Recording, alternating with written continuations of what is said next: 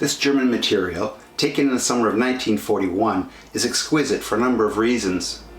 First of all, it's in color, which is rare enough. But more importantly, it shows Romanian soldiers. In my years of experience working with archival material, that makes this collection of private footage unique.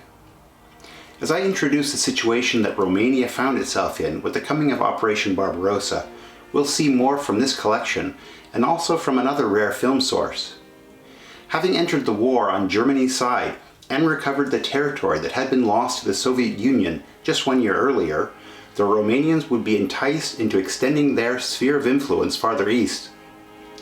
Using original situational maps and a 1941 signal journal, you'll get a good overview of the content we cover. I'll add additional color footage from the collection to the website military1945.com, which will eventually become a full video-on-demand platform. Go check it out. If you like the way I combine primary source materials in these videos, please remember to subscribe to the channel and like the video. You won't be disappointed, I promise.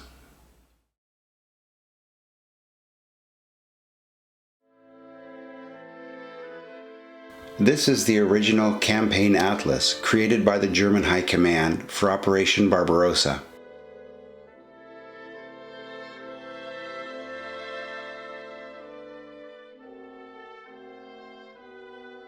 Today we are looking at the situational map from July 27th of 1941, specifically the Romanian 4th Army that was part of Army Group South.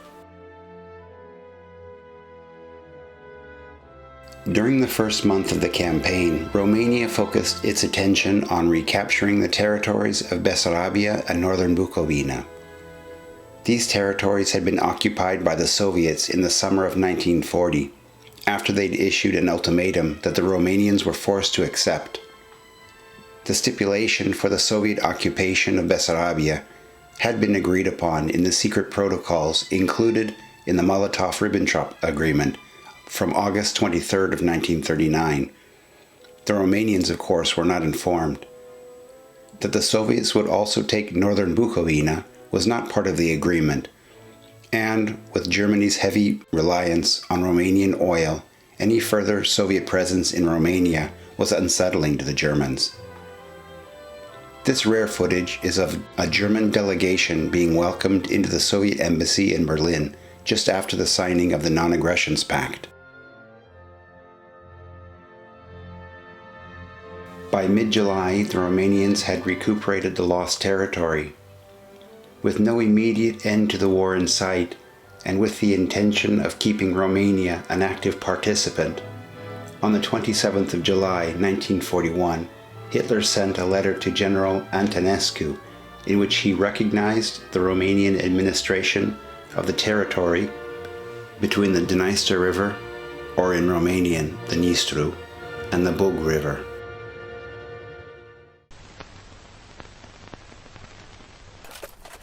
General Antonescu accepted on July 31st. In fact, the Third Army had already crossed the river on the 17th of July and was advancing east. With about 650,000 soldiers involved in the Eastern Front at this time, Romania was the second largest contributor, only after Germany. This Romanian 1941 stamp commemorates the Romanian-German cooperation on the Eastern Front. In spite of this heavy presence, only a limited amount of film footage was taken, which makes this material quite special.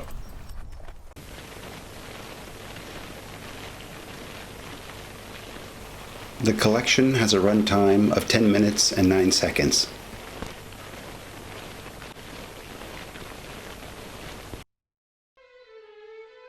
This original German signal journal is number 16 from August of 1941. We're looking at the section dedicated to the Romanians entitled, "The Romanians are Fighting at Our Side."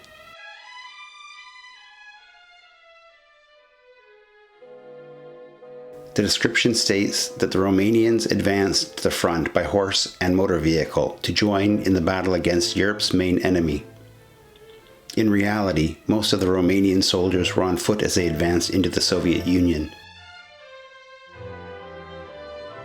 Here it states that the highly advanced Romanian anti-aircraft spotting equipment that is situated inside Bessarabia is able to accurately determine the altitude of attacking enemy planes.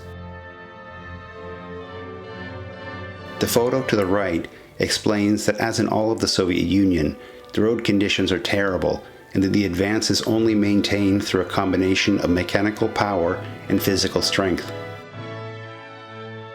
This photograph shows Romanian soldiers studying a chart which shows the different Soviet uniforms and rank insignias. Supposedly, these posters were hung up everywhere to familiarize the soldiers to their enemy.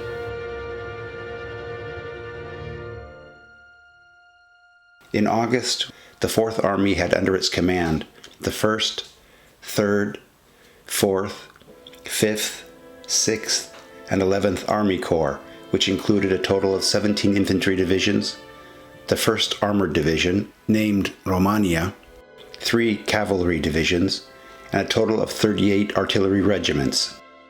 On August 3rd, a general offensive began to cross the Dniester River.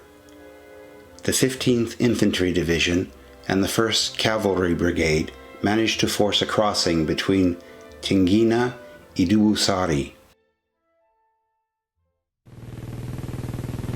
On August 8th, the Romanian General Staff issued Operative Directive No. 31, instructing the Fourth Army to occupy Odessa. It was thought that the city garrison, which was heavily outnumbered, would surrender quickly. An important reason the taking of Odessa would be much more difficult than expected is that the powerful Soviet Black Sea Fleet was able to continue supplying the city's garrison.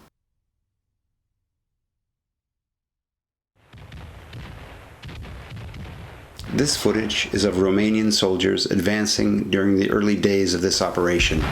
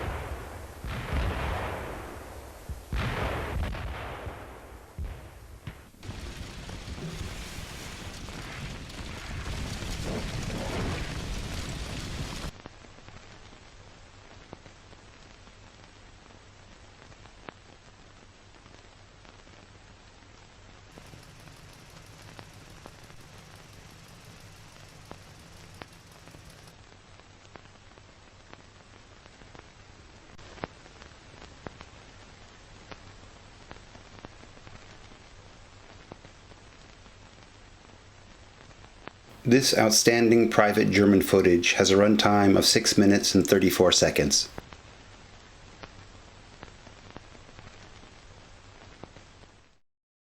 This is an example of some of the material that will be included on the video on demand platform that I spoke about before. Along with rare and historically important film footage, you'll have access to the large collection of original maps from the war, which helps tie everything together. Go take a look. I'm sure that you'll like it. Thanks for watching.